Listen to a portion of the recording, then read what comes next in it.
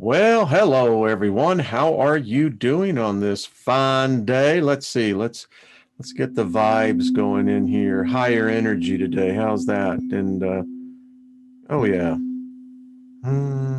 Yeah. Has your local paper become fake news propaganda? There we go. And welcome. How are you doing? It's cold here today. I don't know about y'all, but man, it is cold indeed. So, welcome everybody. Well, thank you, Leslie. Hello, Susie. Hello, Lois. How are you doing, my dear? It's Sarah. Good to see you. And Robert, David Barry. Hello, and welcome everyone. Sherry, good to see you as well. Uh, Let me just invoke favor upon everyone this day, wherever you may be and wherever you may, I don't know, state of consciousness. We're going to talk about that. Hopefully, it's a good one. May favor disgrace you. And grace actually means favor. So, double favor be upon you. Nothing missing, nothing broken. Happy birthday to all of those of you who are having one. Isn't it odd? Let's see, winter is 4 weeks away. It means that we've got about a little less than 6 weeks, and 2019 will be history. And we will be embarking upon 2020. Oh, wow. Meditate on that a while. So, yeah. Hey, Brian, how are you doing? Good to see you. And think agape love always and forever. And Jeannie and Claudette, good to see you. Y'all are just wonderful people, just beautiful souls here, light beings, no doubt. Listen, light attracts light. And, this is a good place to be. We welcome everybody. And, hey, so tonight on the Steiger Perspective over on the artistfirst.com network, actually going to be doing what I tried to do last week without the gremlins in the system, really get into the reading of the Adam and Eve story, the history of cataclysms. And that's what this is about. As I don't know, the more as I look at this, and it's like looking at something from, so when I was in my youth, I can remember the state fairs and the carnivals that would come around, and they always had the Hall of Mirrors, the House of Mirrors. Any of y'all remember that? And can remember some really good ones. It's very difficult to get out of that. And as I was thinking about today's show, I never realized it, but it was showing us how we live in multiple dimensions. And it's just a matter of time, your internal clock. There is something about us. Everything is tuned in to this time frequency, and it allows us to manifest and to live out these experiences. But you alter that internal time, and you'll phase out of this reality and phase into a new one. Anyway, getting back to the Hall of Mirrors, the House of Mirrors, it was a challenge sometimes. Fortunately, I can remember, I don't know if I was 8, 9 years old. I figured out that if you got down on the floor, you could figure this thing out pretty quickly. But nevertheless, it was an interesting challenge. And as I continued to look at this, certain things are just kind of falling into place. You're going, oh, okay, I got that answer now. By the way, next Tuesday, got a special guest coming on, and I think we're going to really enjoy this gentleman. His name is Kenneth Humphreys, and he's written a number of books. Here's one of his books, Jesus Never Existed, an introduction. Let's see, an introduction of the ultimate heresy. It's going to be a great interview. He's over in England, so it will be about 6 or 7 his time. It's going to be a great interview. That's next Tuesday. And then Trina and I are working out and seeing when we can get our show in, maybe doing something on Thanksgiving. I don't know. I can't commit to that until I talk with the missus. I know we got people coming over. All right. Moving right on along. How is everybody? You enjoying this whole thing? It's amazing. The message is spreading. Kudos to Ben Davidson over at Suspicious Observers. Ben kind of brought many of the spokes into uniformity in the wheel. And, so many channels out there that have been doing stories on this, whether it's a part here, a piece of the puzzle here, Rex Leak Project, Jeffrey Doherty, Brian over at Milky Way, Ben Davidson, and there's just a number of others who focus in on aspects of this. What we did not have was basically kind of a roof, an umbrella that we could stand under and say, well, this is what we're talking about. Because many of us just didn't connect all the pieces. And the book, The Adam and Eve, The History of Cataclysm, has really brought this into focus now. It's starting to make sense. Now, there's many people still have a different opinion on different celestial events.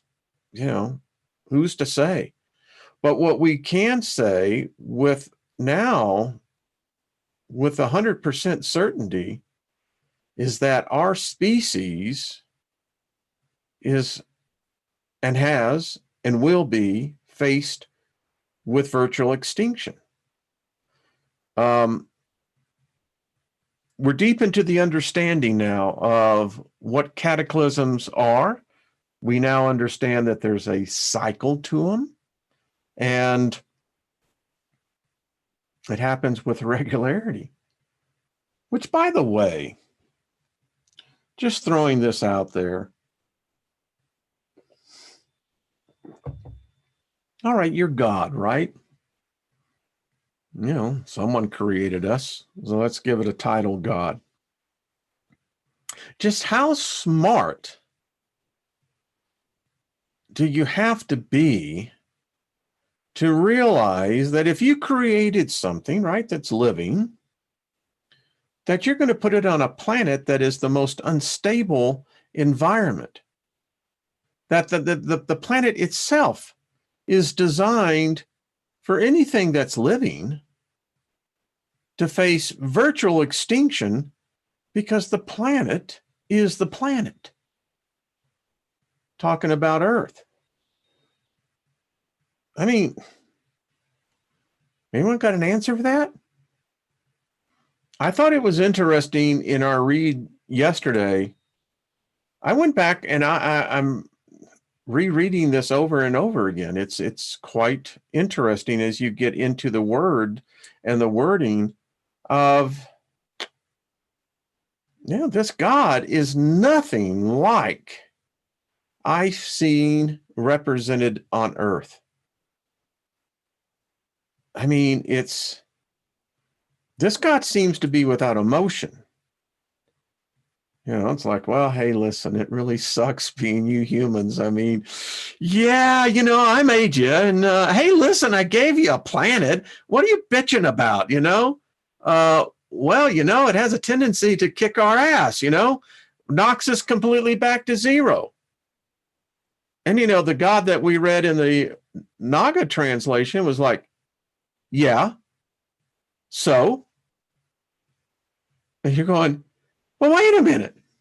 And again, I ask, if a God exists that isn't man channeled or man constructed, it's not very powerful. I mean, it hasn't saved our butts in any one of these catastrophes. So let's get on to it. I think you're going to enjoy what I put together for you today. So history is not what we have been told.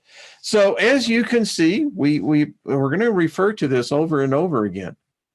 These are the documented cataclysms dating back. So, you know, anyone that has, for instance, believes in the 6-day 1,000 years, we've shown you how that was positioned, how they got that. But what's really important is the far right-hand column. Look at that, folks. And that's the thing that I want us to think about. At best, we have had 10,500 years to mature, to advance, to develop. And then after that, we got our butts kicked. Look at that. Yeah. So it has been known, as we're now discovering, that man has been reset many times. And I thought that word was perfect in here. They're completely resets. And what really sucks is that we can't seem to put a message in the bottle, or at least not one that we've found yet. Or maybe we have and just haven't interpreted as such. So we're talking about the magnetic pole shifts.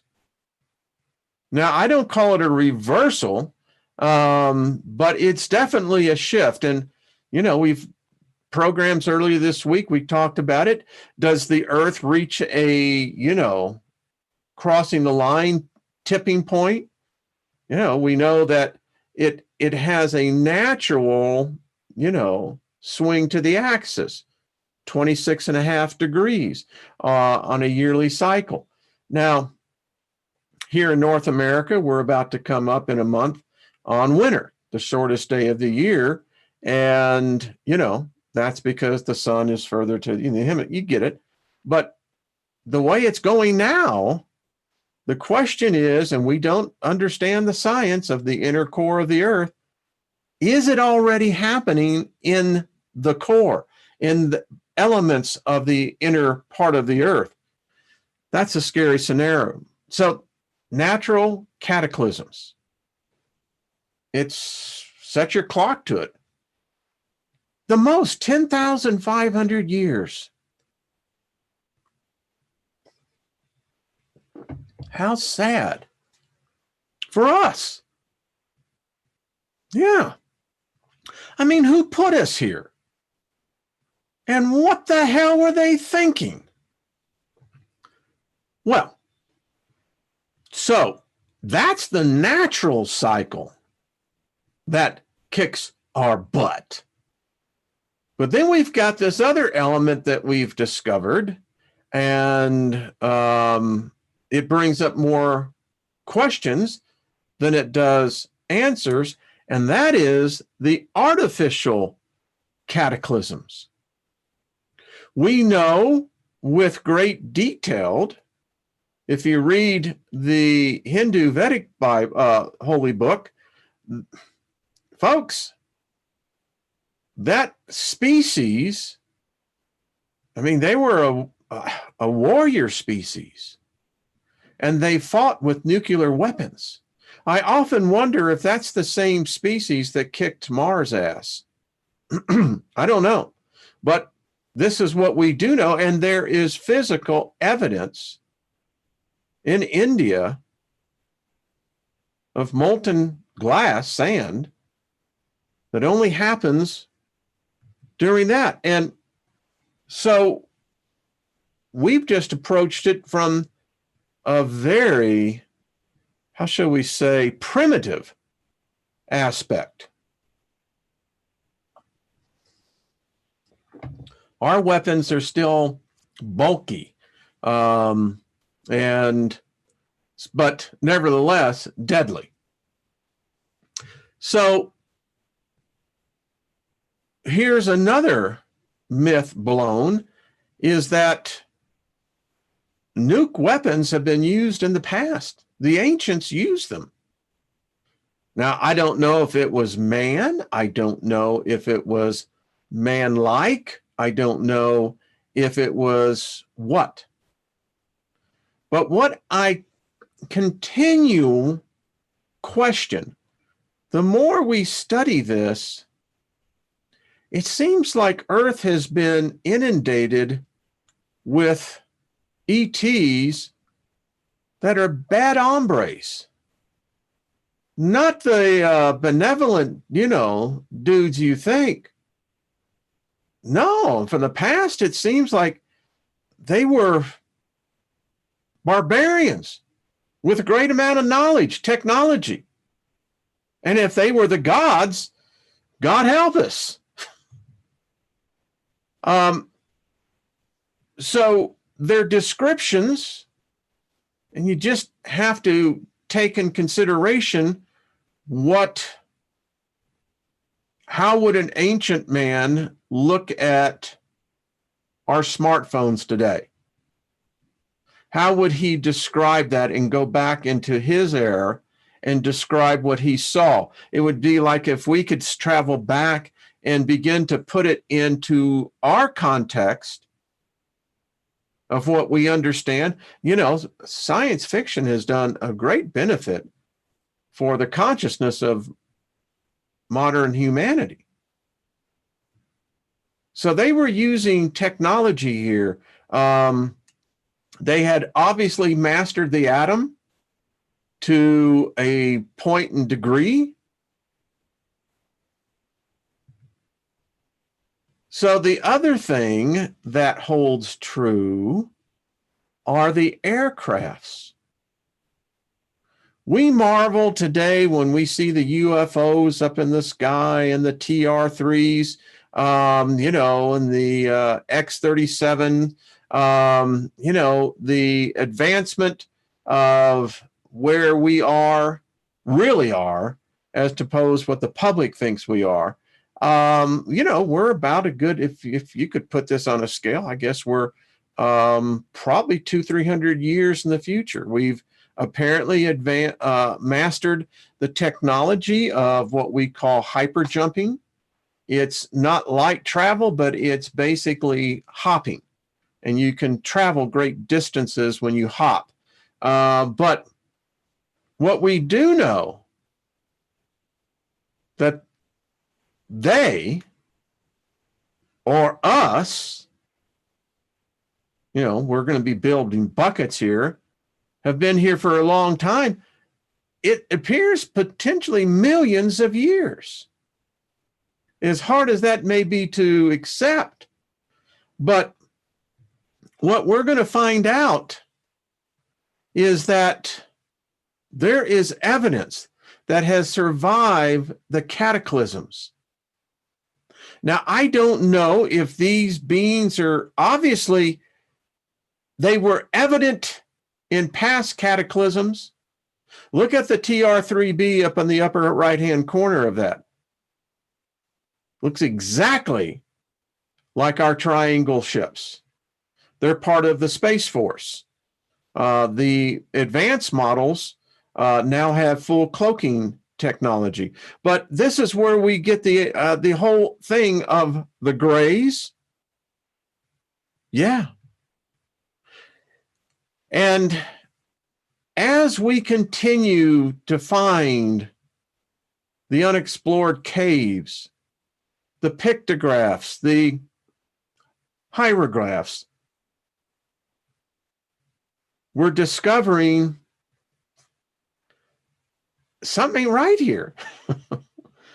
I mean, if you want to say that Neanderthal, sapien, Cro-Magnon, I mean, we can just go down the list.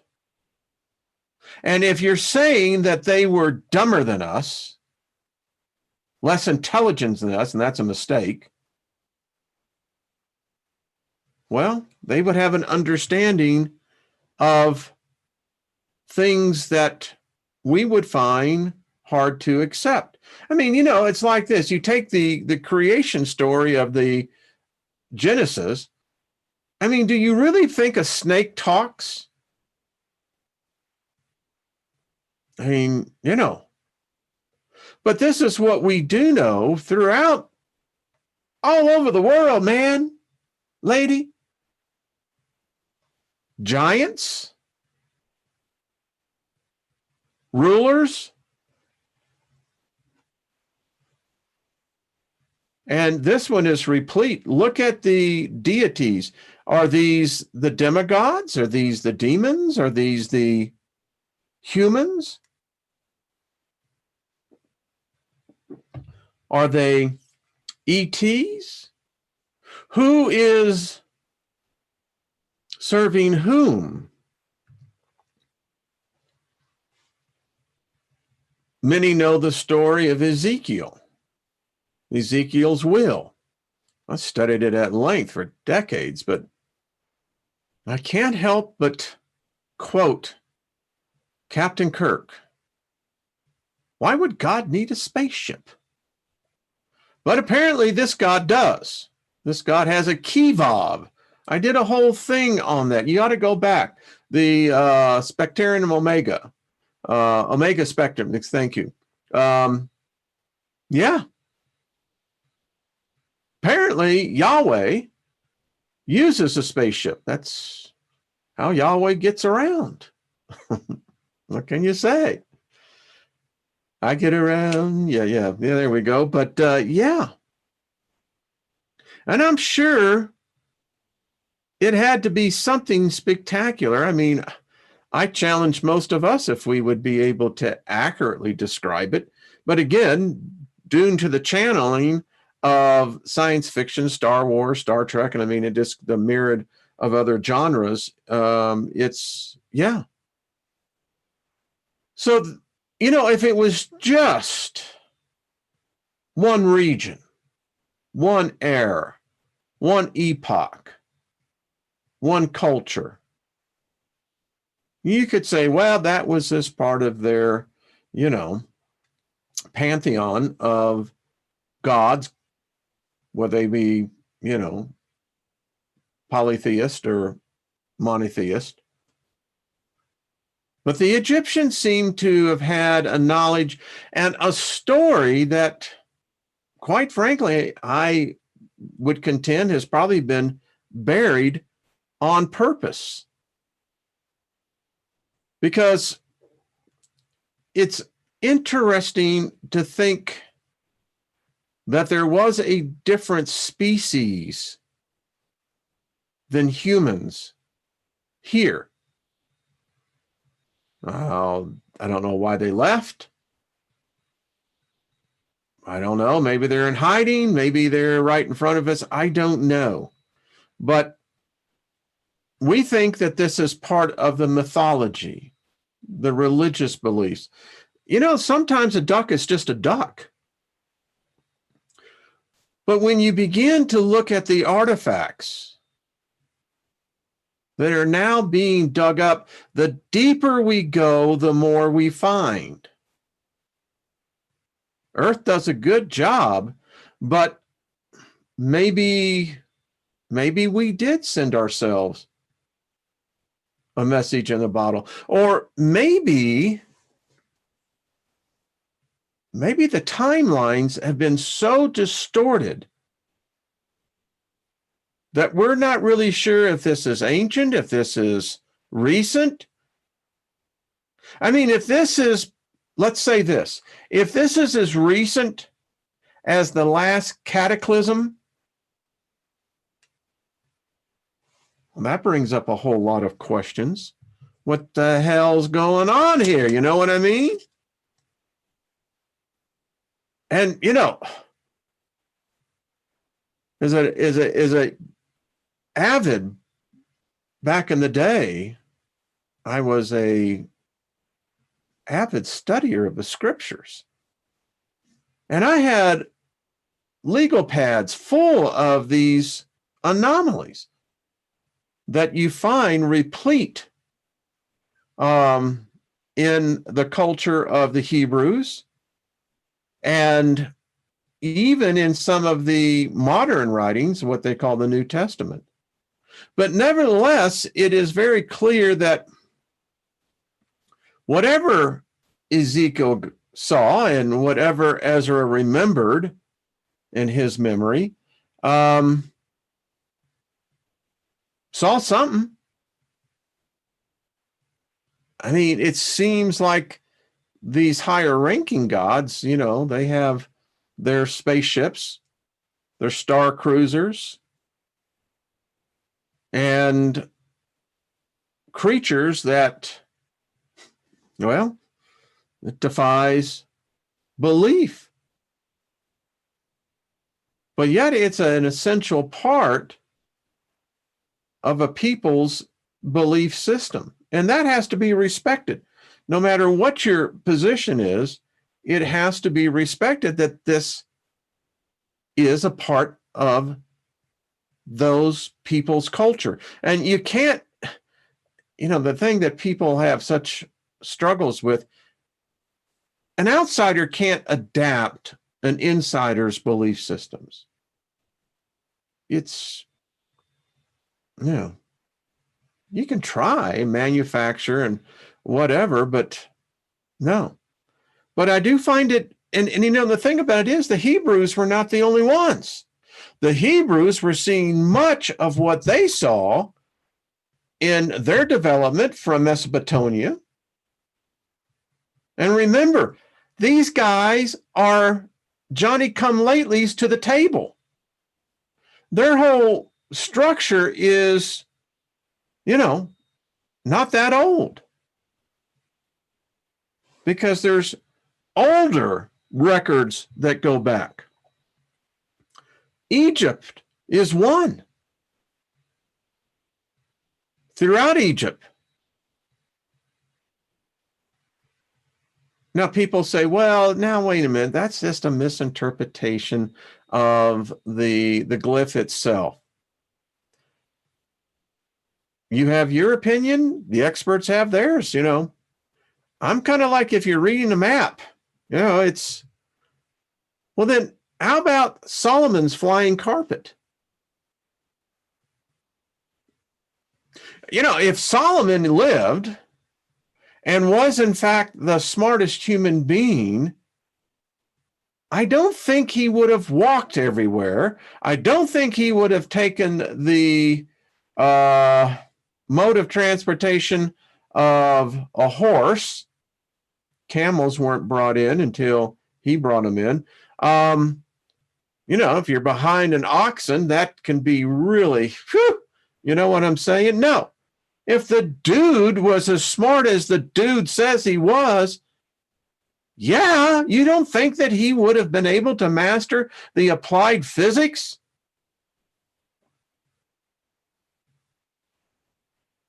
I mean, we're going to find out.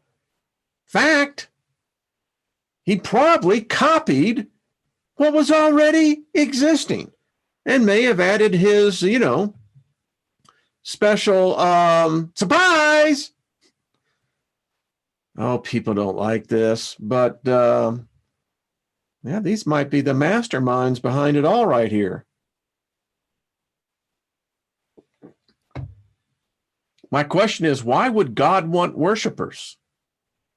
A lizard would. I could see that. Oh, speaking of lizards, so explain as they continue to discover probably one of the most historically ignored cultures, the Mesoamericans, the Mayans, the Incans.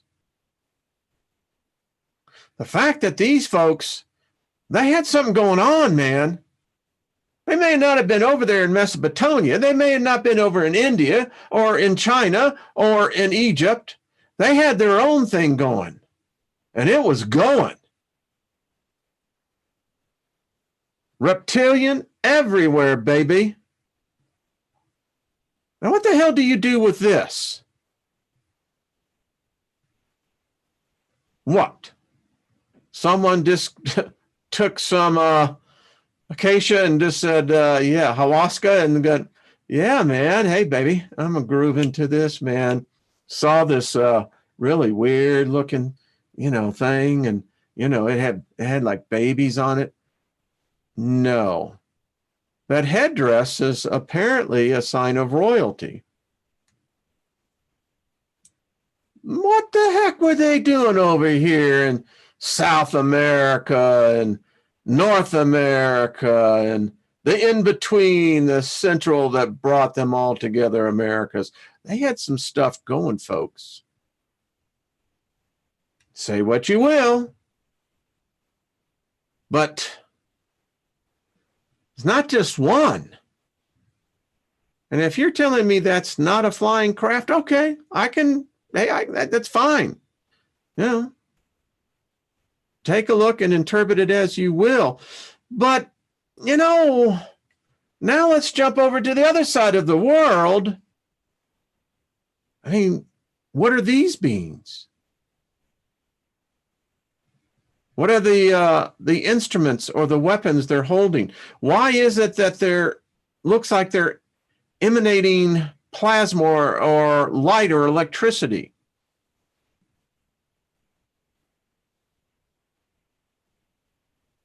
Now, again, if this is post last cataclysm, something right here. It's like we're being wiped out of our minds. Each day we wake up, we think we're in the same reality, man. Yeah, okay, yeah. Hey, how you doing, dude? But a little piece has been removed because they saw something. Wasn't a star, wasn't a comet, wasn't a meteorite. It was a spaceship or an aircraft.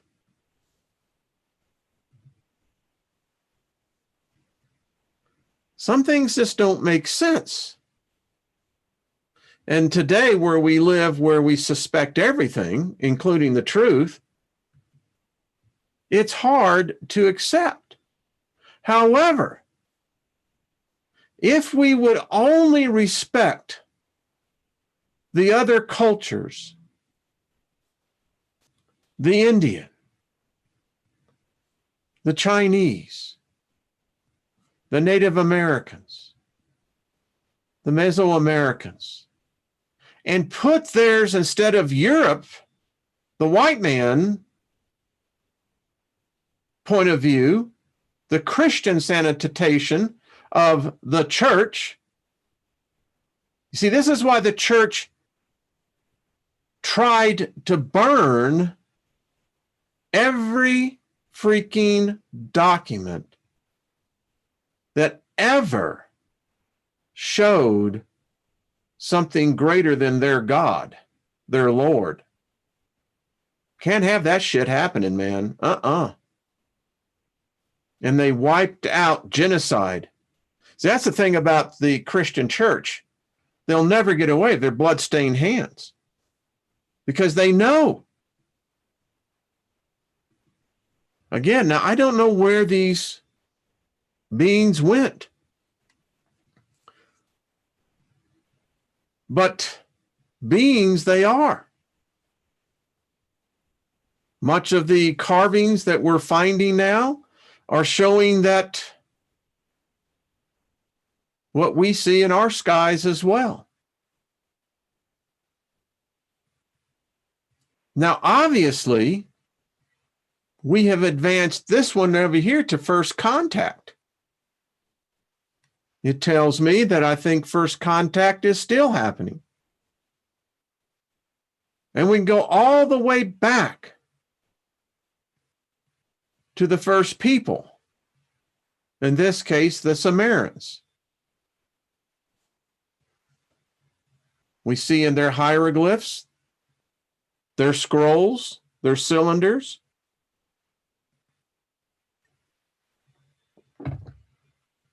Spacecraft. Other species beings. Some bipedal. Some not. We've lost the ability to, now they say some have broken the cipher. Is this just mere poetry? Is this part of religious lore? Or are these, in fact, actual beings? They were here before the Bible. They were here before God. They were here before all other religions. But post-cataclysm, the last one, about 5,000-6,000 years ago,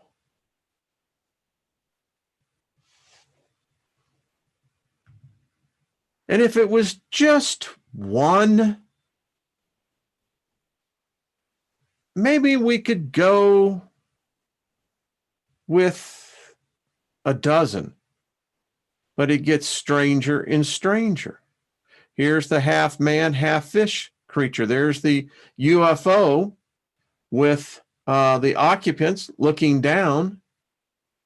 Some say that that is the tree of life from which we came from. And it's hard sometimes to determine what is and what is not. But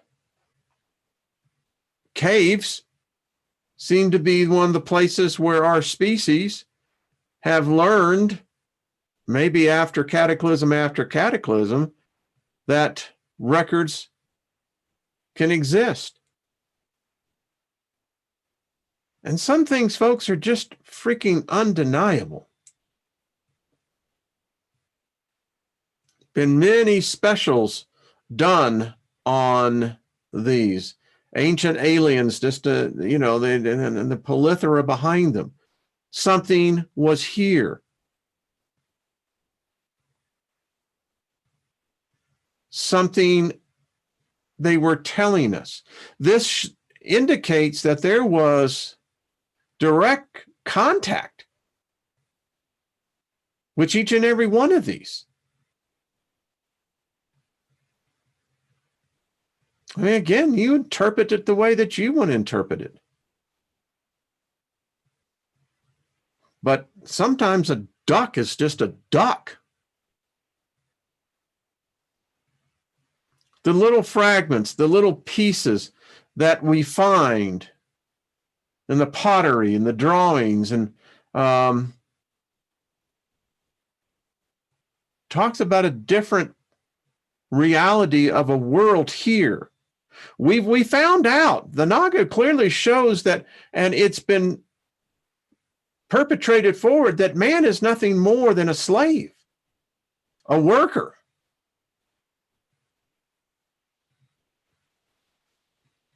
And these little guys have been around everywhere.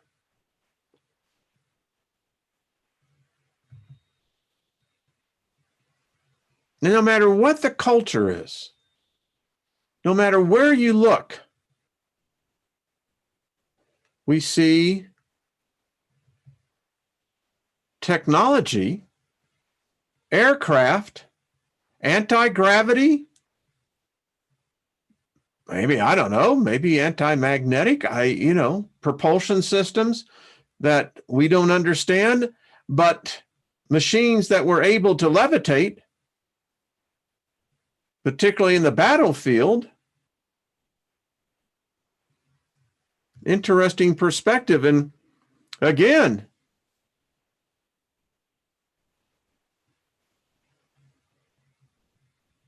interpret this as you want. I mean, it's a technology, obviously, of some kind. And, who knows? I mean, you can put your own spin to everything, but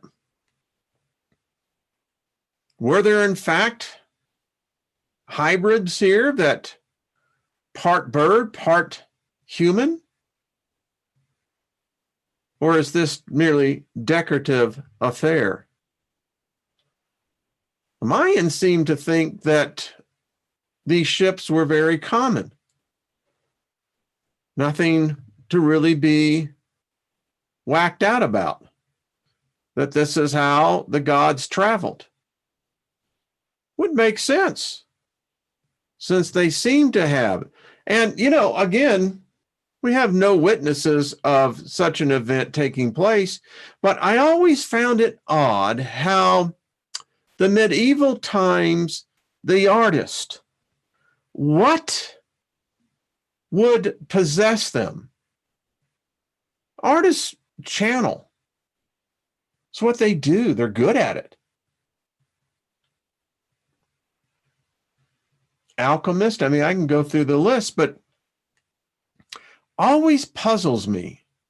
And the thing that's so interesting here, this is not the same craft.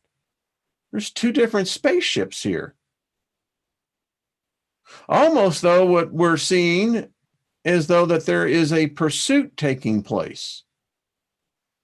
The picture on the lower right is someone trying to escape at all cost whatever is pursuing it in a completely different craft.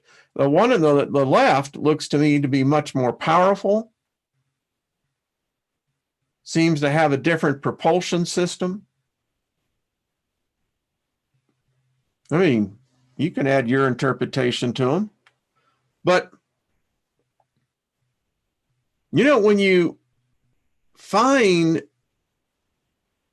the anomalies, to me, this is a ship with two grays.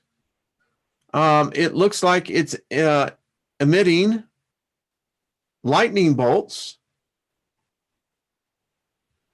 What are we seeing? You interpret it. And then the question is, are these really extraterrestrials? Or are these interterrestrials, ITs? Maybe they're not from outer space after all. There's a lot of issues about traveling in space. We think about it. How do you compensate for just distance? I don't know. Many cities that have been said that were really the occupants were not humans. They say that the first pharaohs were the snake people.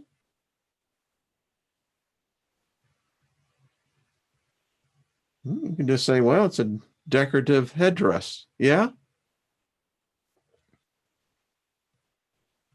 Again, these statues, Easter Island. And now we know why they were buried. Why? They actually made it through the great cataclysm. Oh, don't look at that one. Let me move on. So, going all the way back to the cave drawings 35,000 years ago, something was flying around. We find evidence of, either mass destruction, sudden destruction, or something, but we know this. There are, in fact, craft that the Hindus know a lot about. To them, those of you who are Hindus, you can say it. The rumors are that we actually found one of these Vyamas. We actually found one. I don't know, But as you can see right here, they left us detailed drawings. And as I was reading this, many propulsion engineers and scientists said, yeah, this thing would work. And they filled the sky at a time. And what I find so interesting about this is that you look at a lot of what the Nazis were working on. Same thing. So what's going on here? Here's the story.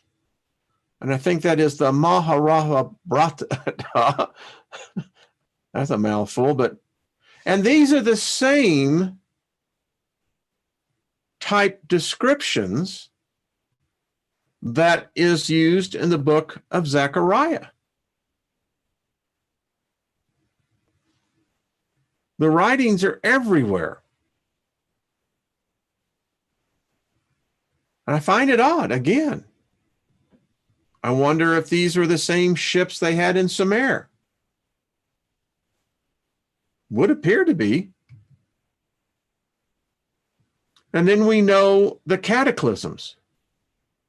They come with frequency. And, have we seen battles that was depicted again in the medieval times? Was there something wrong with our sun that brought this battle that took place in the sky?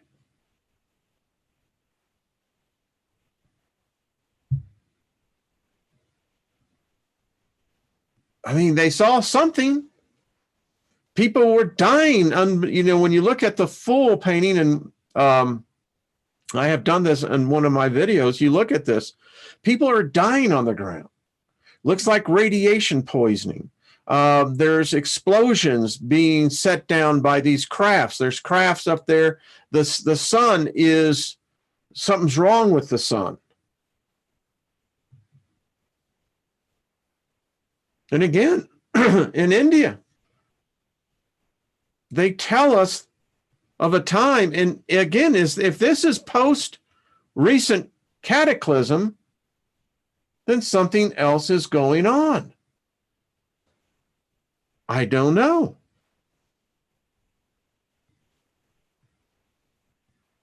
Is this Lilith? Is this truly the mother of humankind?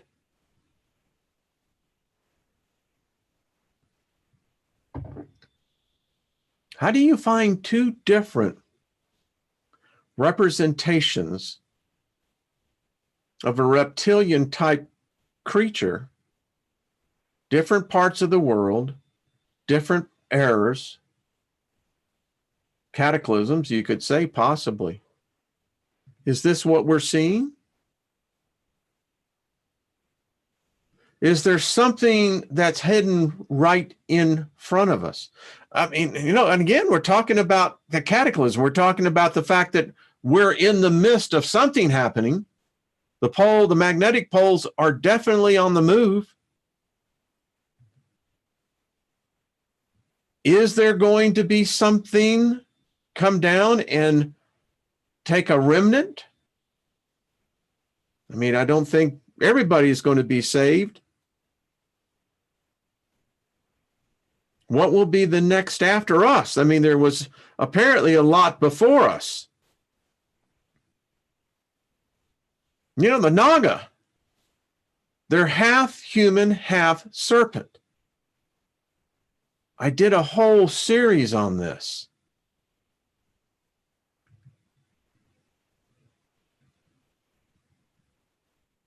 Is this what rescued us? The last cataclysm? You got to ask yourself. Because these beings were here. I don't know if they're still here or not, but there was apparently a time when they were all over the world. Every culture has them.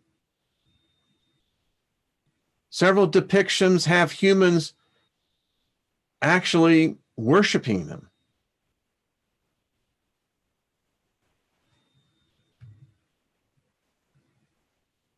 So today's lesson is that those flying machines, I mean, if these creatures existed and had anything to do with us, they would have the ability to use machines like we do today, airplanes, helicopters. I mean, the technology is not that freaking difficult. I marvel why we didn't figure it out 2,000 years ago. Da Vinci he figured it out.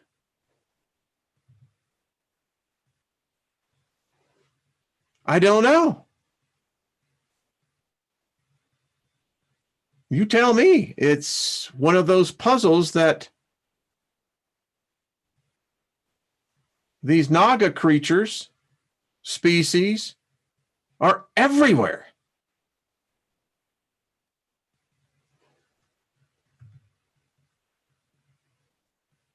Yeah, you can just say what it is, but the world apparently worships it. It's everywhere, folks. And yes, that's the public's hall in the Vatican. Purposely made it that away. So is it our Lilith?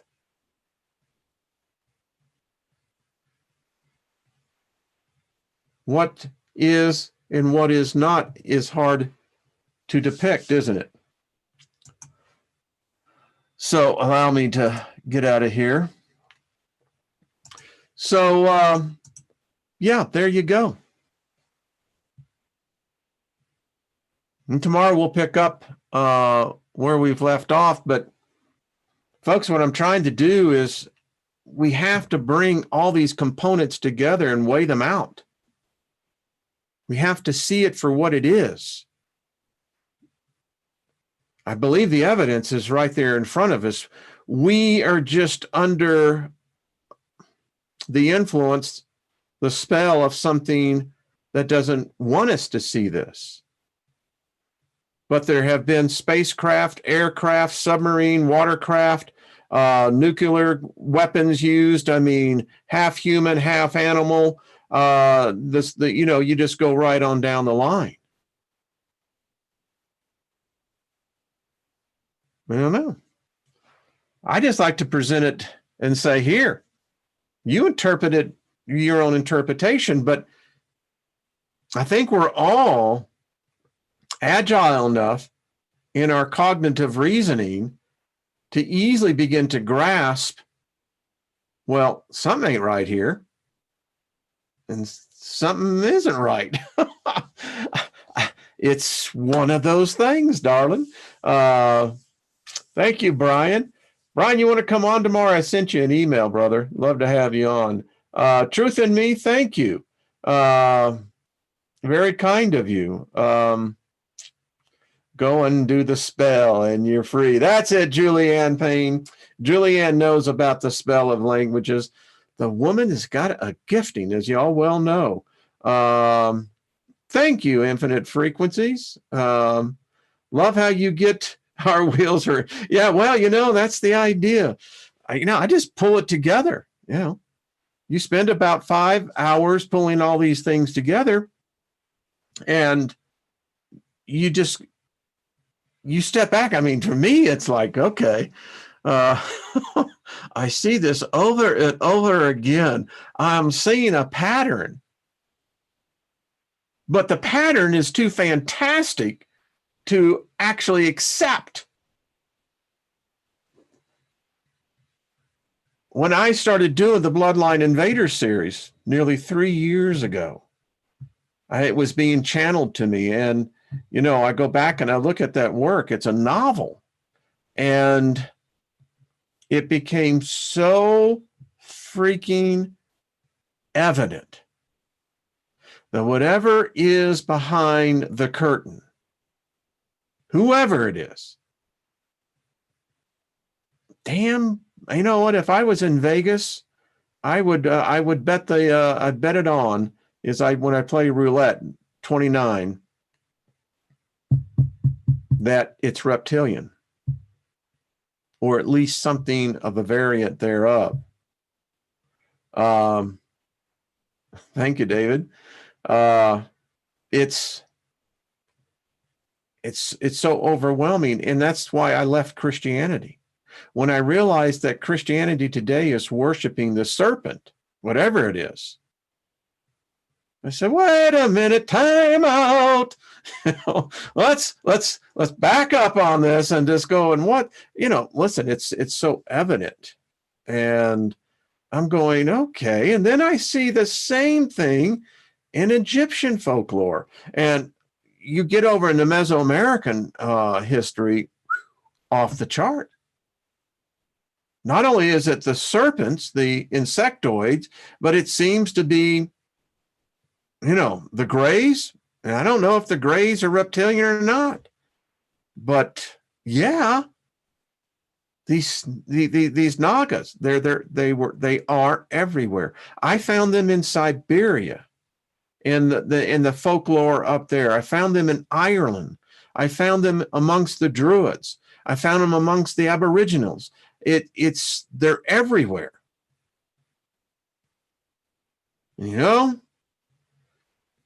If it whack, whack, whack, whack, whack, and walks like a duck and craps like a duck, it's a duck.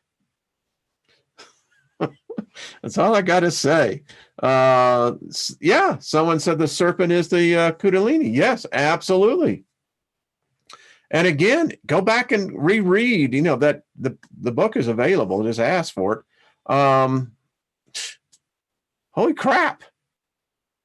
Yeah, whoever God is, kind of, as I said, reminded me almost as an AI. Something that, I created them, but they're on their own. Yeah. Oh, and then I love how it told Adam, he says, well, here's the deal, dude. We're going to need you to pick up all your stuff. And we're going to need you to leave because this has happened to you before. And, it really sucks. Yeah, I wish I could stop it, but we can't. So you need to get out of town. Oh, thanks a lot. And now you're going to send me to a place that it's going to be harder to survive. It's not going to be eco-friendly.